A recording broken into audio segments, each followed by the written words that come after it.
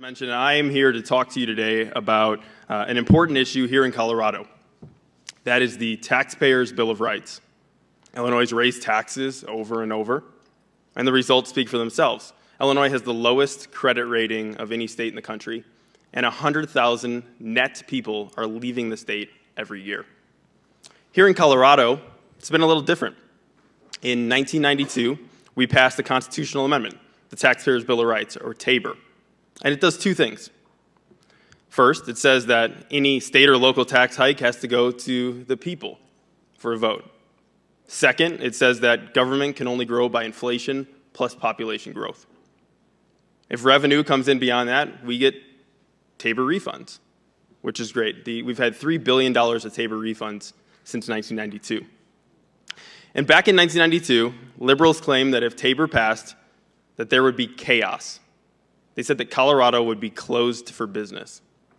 But as we know, that hasn't happened at all. Colorado's unemployment rate's a little over 3%. Just last year, U.S. News and World Report said that Colorado had the #1 economy in the country. But our economic success shouldn't be surprising. Relatively low taxes, combined with the certainty that individuals and businesses have with our current system, leads to economic prosperity. But there's another part of it.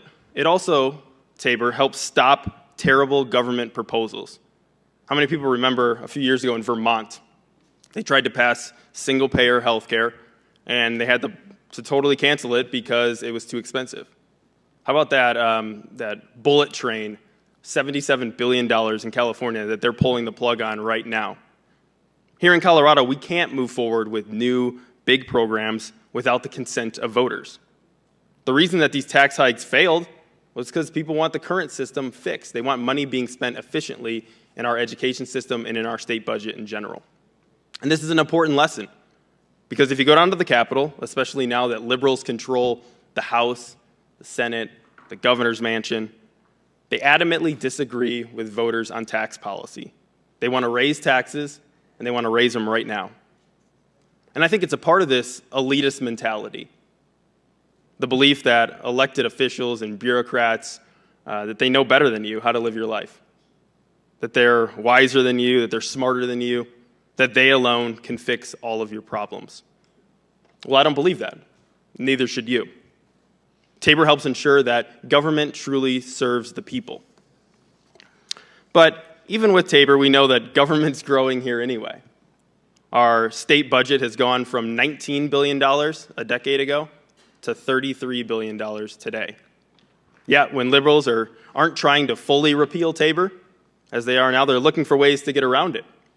And the courts are another place where liberals go to try to get TABOR overturned or weakened. Courts haven't completely overturned TABOR yet, but they've definitely weakened it over the years. The latest idea out of the legislature, and you got to keep an eye on the legislature these days, but the latest idea out of them is to take away our TABOR refunds and to spend that money.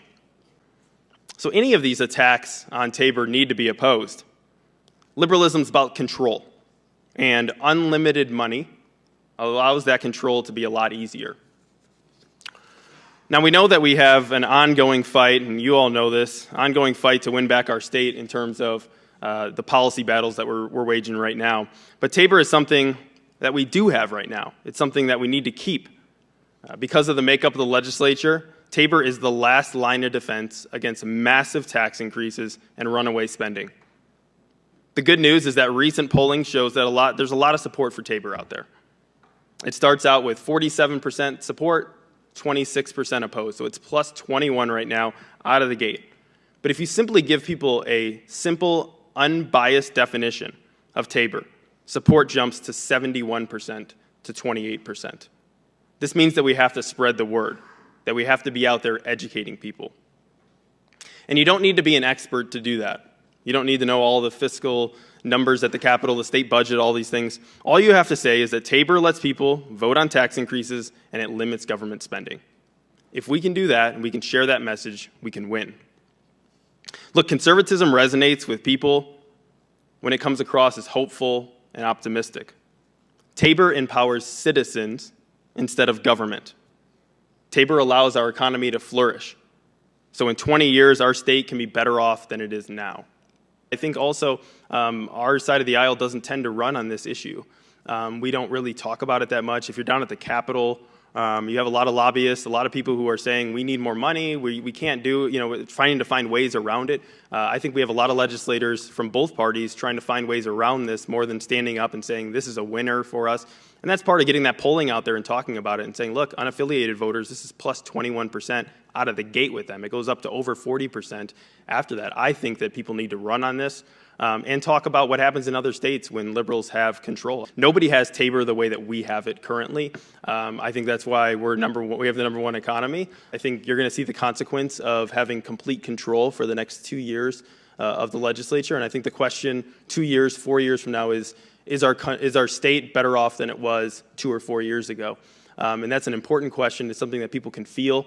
And seeing what is passing, there's all kinds of legislation going through right now, oil and gas and everything happening. That's going to be a clear question in 2 or 4 years. Are we better off, and are people providing alternative theories and government strategy? So bottom line, what we learned, progressives believe that government is the best to solve our problems, and they need your money to do it. And guys like Michael Fields and others with the Tabor Foundation are the people on the front line stopping that.